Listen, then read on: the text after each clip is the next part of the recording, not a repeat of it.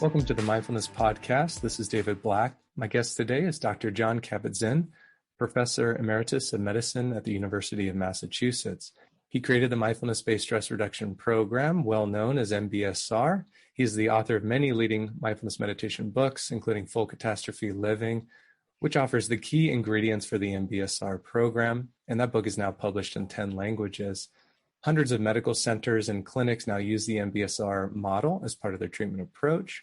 And this is a continuation. We had two episodes previously, and this is part 3 of a 3-part series about Jon's development of MBSR, his contributions to defining participatory medicine, and his research efforts on testing MBSR to uncover its utility for pain, anxiety, and other forms of human suffering. Welcome, Dr. Kabat-Zinn. It's wonderful to have you again. I'm excited to continue our conversation. So Thanks, what I David. titled it's that, wonderful and to be here. It's always great to have you. And I titled it, and I don't know if you like that or not, on the origins of mindfulness research, because I was really wanting to examine the trajectory of where a field can originate and then all of the impacts it can have as it moves along over time. And now we're talking really about 50 years. Yeah. And that's a life's work, right? You've put in so much effort and stayed focused. And I'm thinking currently, like, how do you stay focused decade after decade? And in our conversations, we had already addressed your pain work and your work on examining effects of MBSR and anxiety. So I would like to move forward in our conversation. Is there any bookend that you wanted to address on those earlier studies, the pain studies, the anxiety studies? Is there any summary point at that point in your career? I guess the only summary point would be that from the perspective of the origins of mindfulness, since mindfulness is not something I made up, but it's the thousands of years of tradition, and then with its most highest or most refined articulation within the sort of the Buddhist tradition. But if one understands anything about the Buddhist tradition, one understands that it's really about the nature of mind. So it doesn't have so much to do with whether you're a Buddhist or not, but more whether you're a human being or not. And so from that point of view, the nature of suffering and the potential to liberate oneself, if you will, from certain kinds of suffering is absolutely central. And what those early years of MBSR research were basically demonstrating is that people who were suffering with a wide range of different kinds of medical disorders and diagnoses that were not getting full satisfaction within the mainstream healthcare system would respond to training, fairly rigorous training in mindfulness meditation without the sort of source code of the Buddhism, so to speak, but in its more universal articulation in ways that would actually continue the work of the clinical medicine beyond where drugs and surgery were going to be of any help. In other words, that there is a way in which we can draw on profound interior resources that are really our birthright, that are part and parcel of simply being human, but that we often don't get any schooling in how to recognize, never mind access, in the ongoing unfolding of our lives. So MBSR was basically meant to be an intensive intervention over 8 weeks that would teach people how to actually mobilize their own interior resources through attention and awareness for ongoing learning and engagement with one's own challenges, whether they be physical challenges in terms of pain and discomfort in the body or in the mind, and stress and so forth. And then out of that learning process over 8 weeks with a group of 30 or 40 other people in the class, so it's not just individual therapy or anything like that, but more self-education in a kind of community. Out of that learning by coming up against your own moment by moment experience and seeing what your mind does with that, what your body does with that, so forth. And then hearing what other people's minds and bodies do with it, because it's a class, not just in one individual. A certain kind of growing happens. It's inevitable. You grow a bigger view of yourself, of other people, of what's possible. And out of that growing, inevitably, a certain kind of healing comes about. And I define healing as coming to terms with things as they are. So it's not like fixing, it's not curing, it's not getting rid of your pain, but in some sense, putting out the welcome mat out for the full spectrum of the experiencing of what we call pain, and then understanding how it relates to suffering. And as they say, I mean, pain is, inevitable, but the suffering element is something that we may have a lot more agency around mitigating, if not dissolving completely, than we think. And then out of that healing, that coming to terms with things as they are, what unfolds is inevitably transformation, that one becomes larger than the narratives of who we think we are, especially if you self-define as a chronic pain patient or as a person with this particular disease or that particular disease or this particular stress or that particular history. And you begin to realize that being human is a hell of a mystery, and the arc of one's life is not finished until one draws one's last breath. And being willing to commit to, in some sense, inhabiting our moments as opposed to blasting through them to always be getting to better idealized moments is a potential new way to be in wise relationship with one's life, and therefore with one's health and potential to live across the lifespan as robust and healthy a life as is possible, whether we're talking about the life of the body or the life of the mind, or for that matter, the life of our intersection with other people in community. So I totally get your point. And suffering can come in many forms and in many types. And as we talked about in previous episodes, didn't necessarily matter which condition.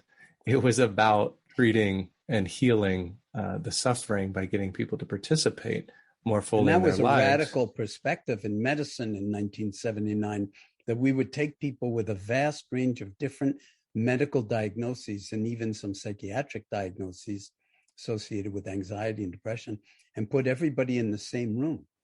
I mean, that's the exact opposite of the magic bullet scientific medicine. We have to diagnose exactly what's wrong and then treat it specifically with, the antidote for whatever the root cause or the basic disruption of mechanism is in the diagnosis. But we're saying, well, no, we're going to take people with a vast range of different diagnoses and medical histories and put them all together in the same room and focus on what's right with them rather than what's wrong with them. And one of the things that we notice, and I'm saying this, of course, completely tongue-in-cheek, is that everybody who comes into that room, whether they walk into the room, whether on occasion were brought in on a stretcher or on crutches or whatever, that everybody who showed up in the MBSR classroom showed up in a body. And every single one of those people, I won't say bodies, was breathing. And so those are really wonderful places to start with an awareness of the life in the body, so to speak, that's more fundamental than the pain in the body or the diagnosis that you come with and so forth. Because as we like to say to people to this very day, no matter, there's more right with you than wrong with you, no matter what's wrong with you. And what MBSR is designed to do is pour energy in the form of attention and the awareness that arises out of attending in that way. Pour energy into what's right with you. Let the rest of the healthcare system take care of, quote unquote, what's wrong with you, and see what happens over the arc of 8 weeks. And what we saw happen was you could almost hear the symptoms dropping, major reductions in pain and anxiety and depression and all sorts of complaints. And this was then a kind of revelation to people that they could participate in their own health and well-being by engaging to whatever degree possible in this very disciplined attending to inner and outer experience through the cultivation of awareness. In your evolution of that work, as a scientist in the late 1990s, you started transitioning your attention to some skin disorders, which I thought was a really interesting approach. You have some work published in psychosomatic medicine. With that same process in mind of healing, participation in one's care, and also having medical treatments. So here you looked at using MBSR as an intervention to see if you can aid psoriasis clearing. And this was simultaneous with them getting a mainstream treatment, which is phototherapy. What was your lens as a scientist at that point? You're shifting attention. You're looking at this really interesting opportunity. Is there a biological correlation with the psychological phenomenon? Really interesting and innovative for the time. So where were you at? Could you take us back 1990s? Where do you see yourself as a scientist? It started in the early 80s or the mid 1980s when I happened to go on a Department of Medicine faculty retreat for the day. And I had lunch with the head of dermatology, the chief of dermatology. And he, was asking me about the stress reduction clinic because it was fairly new in those days. And of course, he was saying, oh boy, my psoriasis patients, my phototherapy patients, I'd never heard of the term phototherapy. They're so stressed. Do you think you could help them be less stressed while they're undergoing phototherapy? And I said, well, why don't you first just tell me what phototherapy is? And he said, well, people with the skin disease psoriasis can actually benefit symptomatically. It's not a cure for the disease, but they benefit systematically if they stand in a phototherapy light box, which has long, like 6 foot long ultraviolet light bulbs, and it's a kind of circular container. And you get in there basically naked, but with sort of protection over your eyes and particularly sensitive regions of the body. And then you kind of like baked in a rotisserie oven for extended periods of time, starting for very short periods of time, but you build up. And it's like being on the beach under a blazing hot sun. And the ultraviolet light of particular wavelengths knocks out the rapidly growing cells in the epidermis, and the skin clears.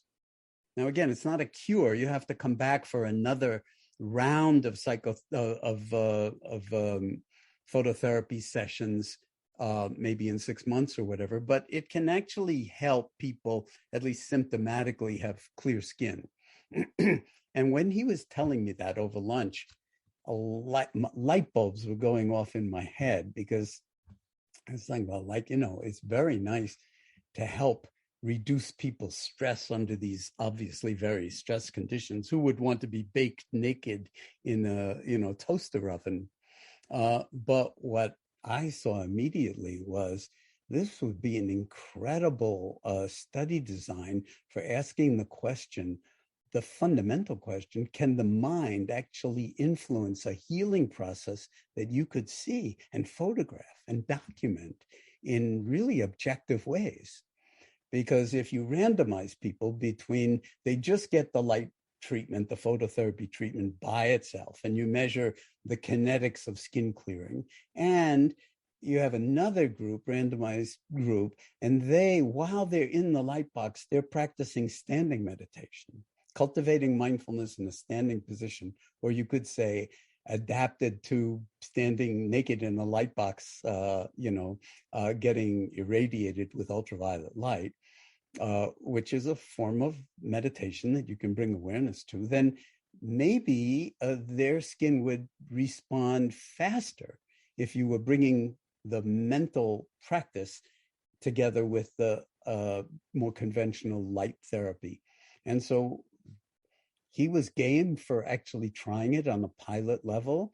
We took a bunch of patients and randomized them between they either get the light phototherapy by itself or they get me with a guided meditation that I designed for people standing and being irradiated in a light booth, naked with their eyes and other parts of their body shielded, and see what would happen. And what happened in this pilot project, but we noticed that the people who were getting the guided meditation while they were in the light box, their skin was clearing way before the people who were just getting the treatment by itself. So that said, okay, now we should really have a more robust study where we randomize people and we have more people in the study. So we did that and published, that's the paper you're referring to in Psychosomatic Medicine. And it demonstrated that the people in the light box who were meditating were healing at a rate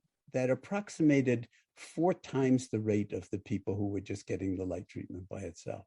So that was like, I don't mean this to suggest that this is the end of the whole question of can the mind influence a healing process, but it was certainly very interesting preliminary evidence that something that people were doing inside the light box, and there's not much you can do inside a light box when you have your eyes shielded and you're standing there naked being irradiated by, ultraviolet light. There's not much you can actually do, but you can follow these audio guided meditation instructions. And those people their skin was healing 4 times as fast. So my hope at the time, this is now published in the late 1990s, that would light a fire under dermatologists everywhere to actually continue that and actually try to replicate it and then look at the mechanisms of action that might potentially be functioning there, that might have to do with various growth factors, dermatological growth factors and so forth, that not only are related to psoriasis, but are actually related to basal cell carcinoma. So there's some interesting intersections between basal cell carcinoma and psoriasis, although psoriasis is not a cancerous uncontrolled cell proliferation, but it is an uncontrolled cell proliferation. So it didn't, I think, ever fully develop the way I hoped it had, but those studies are sitting in the literature. And at some point, maybe someone will come along and say, holy cow, we need to do this now, 25, 30 years later, at a level that would really be adequate to the potential result of seeing that what the mind does can influence a healing process, at the level of skin metabolism. And there may be a few out, just a handful, and I'm going to send those to you, see what you think on the topic, dermatologists and skin clearing.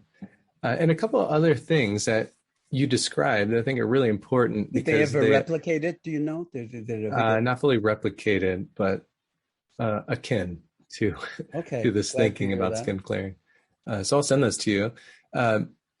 A couple of things that you did, adapting of a program for use for a specific setting. So there wasn't, just to be clear, because of what you said at the beginning, it wasn't MBSR. It was just the mindfulness practice itself. Not MBSR is a group intervention that goes over weeks and weeks with a lot of people with different medical diagnoses. So this was more like just the bare meditation practice itself in the light box. So it's, an audio guided meditation. You adapted this for use in the light box. And the reason I'm bringing this up is because, especially post COVID-19 world, we are delivering a lot of audio programs. We remotely. So this has kind of been in some degree where the scientific field has headed. I don't know, just by chance, given what had happened.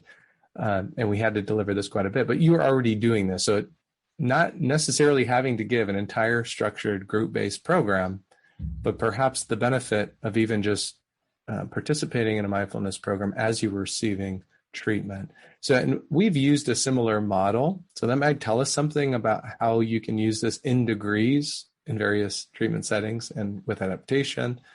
A colleague and I at our university used this before occupational therapy of the wrists, where patients thought it was very uncomfortable and it brought on a lot of anxiety to be mobile with their wrists after injury.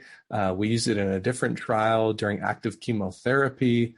There's a lot of ways in which the way you adapted this and gave people ideas that, oh, there's something where a patient, even though if it's brief, can participate in that healing art that you mentioned in real-time mainstream treatment. So they don't even need to be separated in time and space. It can actually happen in a simultaneous manner, which I think you made a lot of people realize with this study. It's like, oh, just you can bridge them with true integration in the moment and in the medical setting. In fact, a lot of psoriasis patients, I mean, those guided meditations are available on the web. You can find them, and you don't necessarily need the light box. You know, there've been people, the reason I started this whole thing was I had someone before I started the phototherapy study. I had a woman in my class who had psoriasis. And I'd never had a woman who had psoriasis in my class, or a person who had psoriasis in my class before. And she said that around week 4 of the program, her psoriasis started to get better. So that was one more sort of indicator that maybe you don't even need the light, the phototherapy, that the mind could actually influence the unfolding of the symptomatology of the disease. And of course, these are big open questions, and they have huge implications, also in terms of like healthcare costs, because if you don't need multiple phototherapy treatments where you have to come to the hospital and it takes a long time to actually get undressed and get ready to have the treatment, and then you have to get back dressed, and then you have to get it to the parking lot, and then, you know, this is like a burden on people. But what if you could practice in your own home and get 40, 50, 80, 100% of the benefit? We just don't know. But that's where this notion of participating as a patient in the trajectory of your own health and well-being across the lifespan becomes really important, that maybe we can tap into interior resources that will actually amplify whatever treatments we are being prescribed, whether they're on the surgical side or whether they're on the medical treatment side, and therefore optimize the potential for healing across the lifespan. And yeah, I agree. And as with another case study, a friend who has psoriasis, it seems to be a similar cycle of events. The first being, things in my life are uncontrollable. I am starting to get outbreaks. My psoriasis is getting really bad, getting really red and itchy. It's frustrating me. I'm really mad. I can't believe I have this happening. And then I'm going to go get treatment. I'm going to go put the lotions on.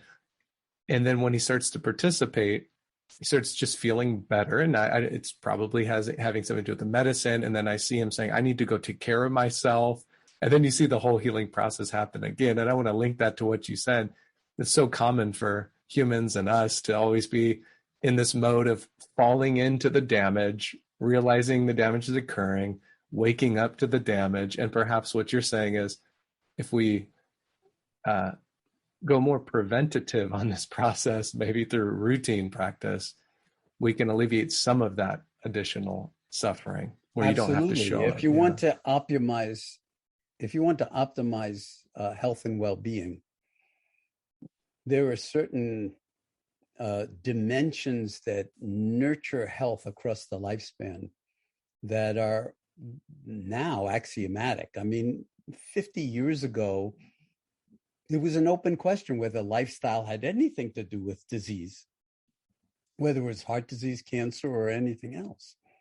But now it's pretty obvious, and there's a lot of compelling evidence that lifestyle has a lot to do with heart disease, what you eat, and how much stress you're under, and all sorts of other diagnoses as well. So the more you can, in some sense,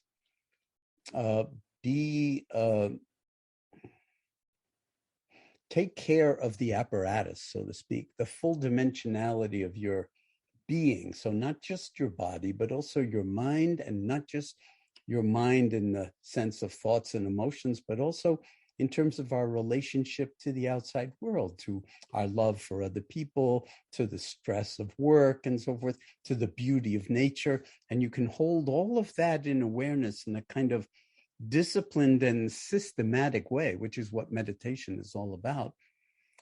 Now the evidence is that feeds back not just at the level of the brain and the nervous system and transforms things through neuroplastic change and driving of functional connectivity so that different neurons in different parts of the brain will speak to each other, but also in terms of the epigenome, that it actually upregulates and downregulates scores, if not hundreds, of enzymatic practices and genes that control them, that actually promote well-being and that reduce what's now thought to be at the root of many, many chronic diseases, and that is inflammatory processes.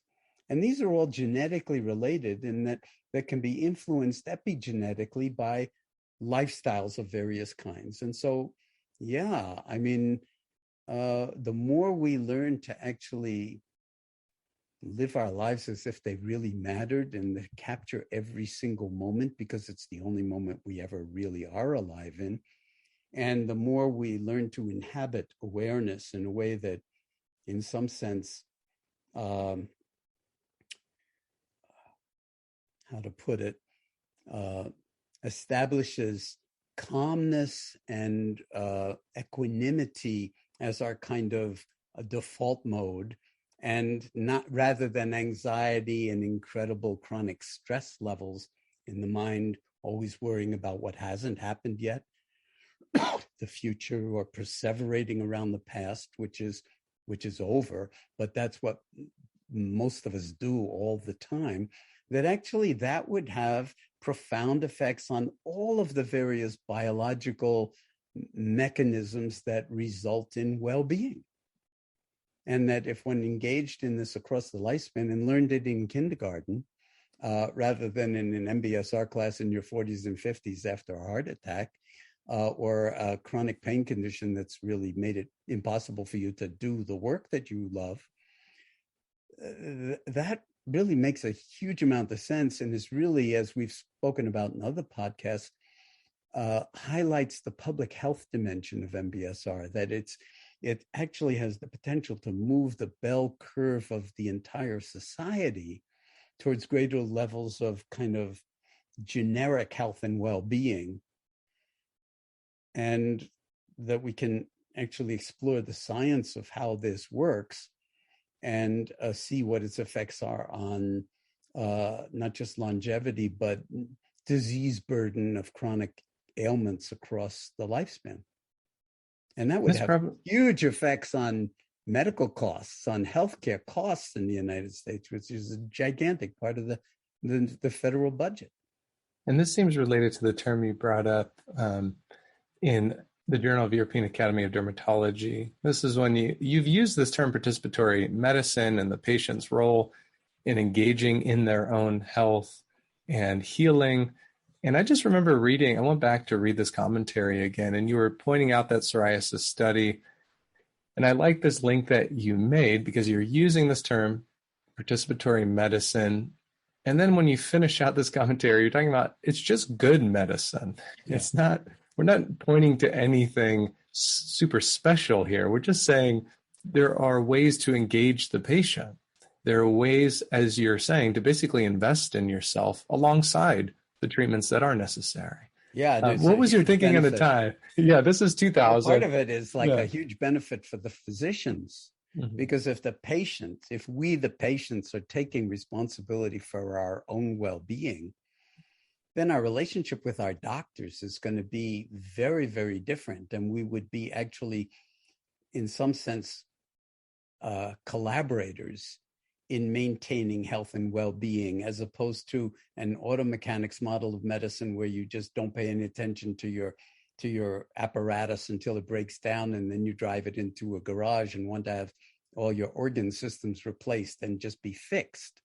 So there's a big difference between fixing or curing and healing. And the more people do participate across the lifespan in taking care of what we can take care of, which is, of course, diet, exercise, sleep, the usual kinds of things that everybody says, and they call it lifestyle. But the thing that was most missing in the old days, and I hope is somewhat different now, is being present in the only moment ever get, and exercising that muscle so that it in some sense does become our default mode.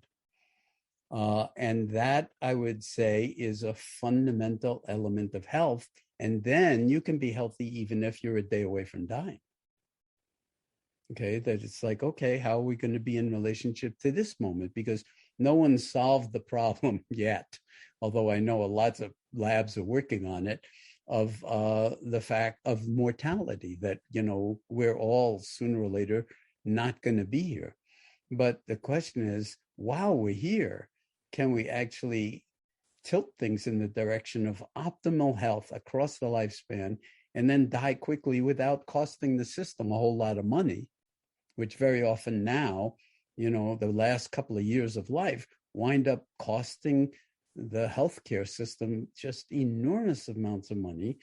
And there may be a way in which the more we participate in our youth and middle age and across the lifespan into the elder years, that we're taking care of what we can take care of, that will reduce healthcare costs across the globe. And of course, the Psoriasis Study is also a cost effectiveness study, because if you need fewer treatments to reach skin clearing, well, not only does that, sort of reduce your exposure to the ultraviolet light, which is itself has the risk of causing skin cancer, ironically, but it also reduced the cost because you need fewer treatments, which is good for the healthcare.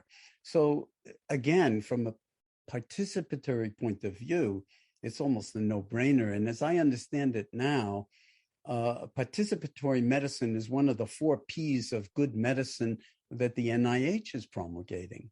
So what started out as kind of like maybe an obscure paper in a European journal about participatory medicine has somehow, with, of course, a lot of other participants, not merely that paper, but a lot of work has actually led to a policy change or even a kind of deeper sort of conceptual change about what is really required to stress for the well-being of the nation. And so there is this piece to it that for some of us, it's hard to participate in better health. Have you ever run across that challenge? Because, it keeps popping up in my mind as if I'm teaching a class and I could do everything I can to encourage participation, to try to prepare people for participation. And sometimes I feel like I'm banging my head against the wall, and it's some folks that sometimes don't want to participate. Yeah. Is there a special ingredient to encourage participation in this manner? Yeah, I think there is. It's not like you'll ever get everybody, because people can only be who they are. And so, a lot of people might listen to what you say, but they're not hearing what you say, or they're not getting it because they just don't, at that moment in time, at least have the framework for getting it. Of course, there are motivating factors that do wake people up, like a heart attack. A lot of cardiac patients will say that my heart attack didn't kill me, but in that sense, it was a blessing because it really woke me up to the preciousness of the present moment. And I was always living for the future or living in the past. So there's that. But I really feel like there's, excuse me.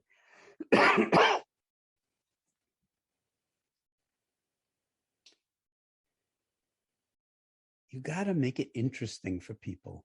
One of the elements of MBSR is that it's a group, and it's a class, but it's a group of patients, and they don't all have the same diagnosis. This was another thing that was like really an outlier, because ordinarily in medicine, you'd put all cardiac patients together, you'd put all chronic low back pain patients together, not even mix them up with headache patients, but we mixed everybody up together. And as I say, focus on what's right with you rather than what's wrong with you. But looking around the room with 30 people in the room, and you hear people's stories of what they are carrying, what they're dealing with, which is the root meaning of the word to suffer, means to carry.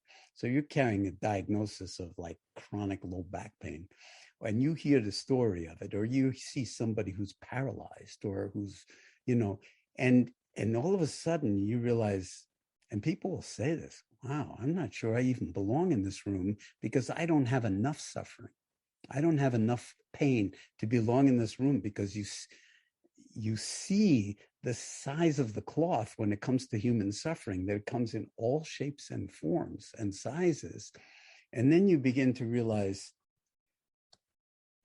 maybe I will stick with what I've got and see if I can work with that. And I will also be inspired by all these other amazing people who are reporting that they're actually doing better than they were before, and attributing it to the meditation practice.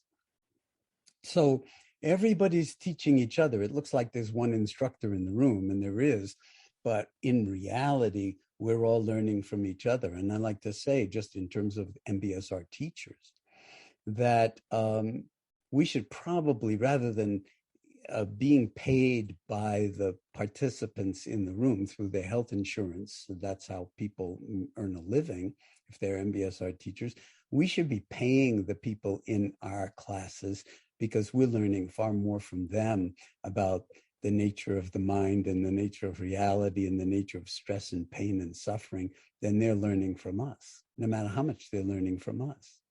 Yeah, it seems the key from what you're saying seems to be feedback. And that's what the social environment allows us to say, like, where do we stand? And then finding value and importance in our lives because of that. Totally. And that's, with group, as we lose, and I'm using some examples of individuals who've told me that they're going to get in the MBSR, they went through the program, and they come back and said, it was such an important thing for me in my life, but I kind of fell off, and now I'm doing other things, and I want that back. And whatever that was, and I'm just, it was you. I mean, you were doing all of those wonderful things. Like, I that want hasn't myself left. back. Yeah. You basically just want yourself back, and you want time, and you want to be at peace with yourself. Yeah. So I definitely see your point, and the importance of feedback and having a community, because it is the only thing that can offer that feedback. And it seems like the community is the teachers who can help guide on troublesome problems, the community of people also suffering as we all do in their dynamic ways, and seeing how we can orient towards stronger values and going deeper in our lives, all seems to be a motivating feature. True. What you've seen. And then we emphasize at the end of the program that in reality, life is the meditation practice. It's not just the 45 minutes that you're doing the body scan, or a 30-minute sitting meditation practice or walking meditation, that every moment of our lives is an opportunity to be fully present and to inhabit the space of our own awareness with even awareness of how reactive we are under stressful conditions and so forth, because it's the awareness that actually modulates the reactivity and the stress, so that you don't have to fix everything or make the stress go away or make your pain go away. But when exactly you do the paradoxical opposite, is you put out the welcome mat for what's already here, and then you hold it in awareness. You realize you don't have to be worried about it in the same way. If you have anxiety, your awareness of anxiety is not anxious. If you have pain in some region of your body, your awareness of the pain actually can hold those sensations and even the emotions and thoughts around it without getting caught in the suffering of it. So it's liberating moment by moment by moment. Therefore, you can be mindful with your children. You can be mindful with your spouse or partner. You can be mindful walking down the street. Now, of course, that means you have to be mindful of the impulse to check your phone 600 times a day or 300 times a day, which is what people are doing, is they're constantly looking for something more interesting than the present moment. Through our 5 senses or 8 senses, or how many senses you want to attribute to us. But the digital addiction and the attention distraction economy, so to speak, is actually, in the past 30 or 40 years, is pulling us even further away from the analog expression of our lives. And that has an enormous amount to do with not just our physical health and well-being, but our mental and social health and well-being. Yeah, the environment is giving us a lot more opportunity to be mindless. That is for sure. Distracted, exactly. Yeah. Perpetually distracted. Yes. And in a writer and thinker's career, I think there are moments when you have the chance to really clarify some points. And I bring this up because I want to tell you one of my favorite works of yours. There's so many to look at, but is this 23 publication in clinical psychology, Mindfulness-Based Interventions in Context, Past, Present, and Future. And there's these moments that are like milestones to look back. And I don't know if it was impactful for you. What was the experience of writing this? It's cited almost 10,000 times. It's my favorite work of yours to reference when I'm talking about the definition of mindfulness, the way you operationalize it in the context of MBSR. It's almost taking full catastrophe living, summarizing it, clarifying it, and pinpointing things that different fields and researchers need. What was that for you? Was it the same experience for you? Am I reading my personal take and applying it, projecting it? No, it's helpful for me to hear that. I wrote that paper to kind of clarify a lot of different elements about MBSR so that it didn't get denatured into one more cognitive behavioral intervention that could be misunderstood as an algorithm for achieving a certain kind of objective, whether it's stress reduction or anxiety reduction or pain reduction or depression reduction. That all those can happen, but they can't happen if you don't understand the mindfulness piece. And so I was writing it for a professional audience that consists a lot of therapists and clinicians and scientists, but in particular therapists who often have this kind of culture where, okay, here's an intervention. I'm going to take a weekend workshop, learn what they do in MBSR, and then I will do it with or on my patients. And that's not possible with MBSR. You have to have your own meditation practice. And really, I would say it needs to incubate in your life for 5 years or 10 years before you'd be remotely capable of actually teaching what MBSR truly is. So I was writing not just that paper, but a whole bunch of papers as kind of like a way of placing the goalposts very, very emphatically in a place that emphasizes that mindfulness has a multi-thousand-year history. It's not some kind of device that Jon Kabat-Zinn made up in 1979, but it draws on deep wisdom traditions that require a certain kind of giving oneself over to attending to experience in very rigorous ways, very disciplined ways, for longer than your mind is going to want to pay attention. And then when you engage in that over days, weeks, months, and years, it changes you. And as it changes you, then you develop the capacity to bring it out of other people in a way that is not reductionistic or turning mindfulness into a technique or an algorithm, but actually emphasizing it as a way, and I often say with a capital W, a way of being.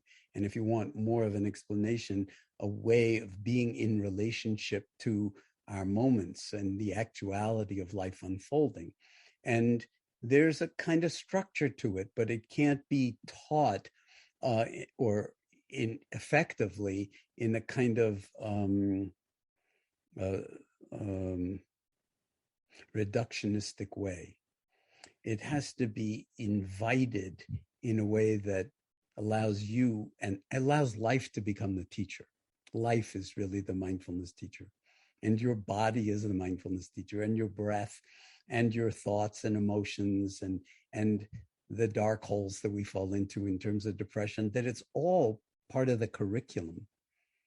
And that when we associate it that way, when we can approach it in that way, then it becomes literally and figuratively liberative. It liberates us from habitual patterns of behavior that very often stem from childhood and that very often propel us into old age and often into our graves. And I like to quote from Thoreau in that regard, because he said of his time at Walden, which was something of a meditative retreat in his own way. And he was very influenced by Asian meditation traditions, by the way, and he spoke about them in Walden. He said, "I went to the woods because I wished to live deliberately, to front only the essential facts of life and see if I could not learn what they had to teach, and not, when I came to die, discover that I hadn't lived."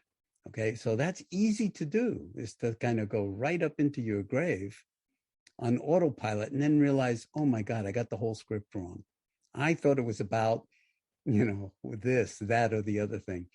And no, it's about, are you alive in this moment? And then how does your love, how does your passion, how does your deep caring for life itself in whatever unique ways it expresses in you, how does that manifest in ways that, feed what most needs feeding in your heart in the present moment? And then mindfulness and programs like MBSR, or MBCT, or MBRP, or MBCP, I mean, all really wonderful programs. They all become different doors into the same room. And the room is the room of the human heart. And what I like to say is that it's actually a love affair with reality. And most of the time we create these dream realities that are not true enough. And very often they're very negative narratives about how inadequate I am, or what's wrong with me, or something like that, or what's wrong with the world, and we disempower ourselves. So that paper, that 2003 paper, was meant to, in some sense, be a big container for people to actually begin to see the import of the discipline of mindfulness as a meditative practice, and not merely as some kind of popular therapy. And I felt it that way. So of your many works, you've published across the board, and mindfulness meditation has been the core element. From your perspective, what was your favorite project? Why was it your... The one I'm doing now. It's always the one I'm doing now. I mean, and it's always really one project. I mean, it's different doors, but it's always the same room. So the doors, of course, will have their own unique features. I just got off a 3-hour call with MBSR teachers in Ukraine. And we had a very, very profound conversation. And it went way beyond what I thought it might go beyond. Because when you don't fall into dualisms, even when bombs are raining down on your society and it's being destroyed or severely challenged, then you tap into something that recognizes that even Ukraine, excuse me, even Ukraine is not an isolated case. It's an example of how the human mind is behind enormous amounts of suffering, greed, hatred, and delusion, and that it has no ethic, no end of ways to cause suffering in other people if you abandon your own humanity in a certain way. And so this is a key moment on the planet. Talk about medicine. We need to do medicine on the whole planet because, you know, it's not just Ukraine. I mean, we did it in Vietnam, in the United States, and we did it in Iraq, and then we did it in Afghanistan. And all these could be really failures that cost the lives of millions of people that didn't have to happen.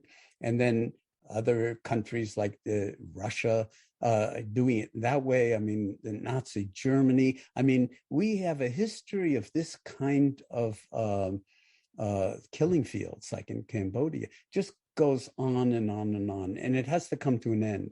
We can, and now that the world is so small and our weapons are so powerful, there just simply is not acceptable for the mind that doesn't know itself to cause this level of catastrophe in other completely innocent people, women, children, you know, societies that deserve to flourish, all societies, including Russian society, but not at the expense of other societies. But that's going to mean waking up at a planetary level for human beings, which if Ukraine hadn't happened, we'd still have to do because of global warming, because of the fact that we collectively have given the planet a fever. So we now have a big disease on a planetary level, and we have all these other, you know, sort of festering diseases with outright unthinkable levels of violence, but that could actually go to even greater levels of violence today, tomorrow, or next week. And so that's the challenge that humanity is facing. And that's why mindfulness is more relevant now in terms of the medicine of the world than it is actually the medicine of a stress reduction clinic or a pain clinic in one particular hospital. But it's the same practice. Yeah, I see this connected to your extension of the classic definition that you offered in that 2003 paper. First being the awareness that arises from paying attention on purpose in the present and non-judgmentally. So that's the classic practice of mindfulness meditation. But then I like the second part that you added recently. I think it was in a 2021 reprint of something you had done earlier. I'll put in the notes here. And you say, if you need a reason for doing this, we could add in the service of wisdom, self-understanding, and recognizing our intrinsic interconnectedness with others in a world, and advance our service of kindness and compassion. So of all, people classically will just, in the research world, go to that first part. And did you have like a rethinking there of, or getting feedback and saying, it really has to do with my Zen training, that less is more. And I didn't want to specify that you should meditate for a reason, because meditation is the one thing that we engage in for no reason. We engage in it for its own intrinsic and completely obvious value, that if you're not fully present, then you're not fully alive in that moment. And so I was very reluctant to create a reason to meditate or to be mindful, or an outcome of proficient mindfulness practice, because then it's one more thing with a gaining idea that I'm doing this so that I will be a better person, so that I will have a calmer mind or whatever. But as soon as you're attached to an outcome, you're not practicing mindfulness anymore. You're practicing attachment.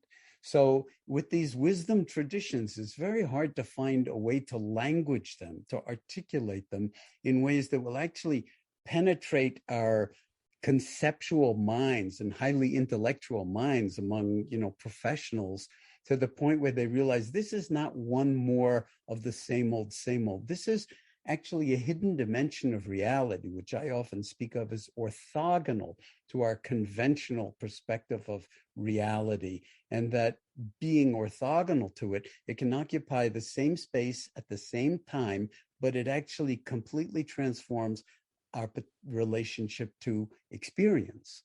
And experience, even among neuroscientists, that's the most difficult thing to actually understand, is how we get experience, how we get sentience as sentient beings out of, 100 billion neurons in the head. And it's a big mystery, but the most important point is to not get caught in dualisms. And I try to use language in such a way that people who don't actually even understand that dualism is a problem, that the language is such that you wouldn't even notice that, but you'd actually recognize that we're not meditating to become equanimous or to become compassionate or to become a better person, because you can't be a better person because you're already complete and whole as you are. But you could become who you already are. And there are obscurations or blockages, if you will, or impediments to actually being who you are. And that was exactly what the Thoreau quote was pointing at, that you can zone along on autopilot straight into your grave and then realize right before you die that you got the whole karmic assignment wrong, so to speak, because you're attached to an outcome. So non-attachment to outcome is absolutely fundamental to the practice of mindfulness, and how to introduce that into scientific parlance in a way that makes a difference, so that you can study the outcomes of people not being attached to any outcome is really important. And I hope that the scientific community around mindfulness has reached a point where we're understanding that in our labs and in our clinics and in our various studies, because otherwise we'll have people meditating to get somewhere else, and they'll miss the only place that they could possibly be, which is here and now. And that's a whole science of its own. And thank you for conceptualizing, translating, and reminding us of what that antidote might look like. So Dr. Kabat-Zinn, thank you so much for participating in the series that we titled On the Origins of Mindfulness. I personally see your contribution as a gift in my life, helping me find a career orientation with heart. So I thank you for all that you've done. Listeners can find our recordings at goamra.org. That's it for today. Bye now.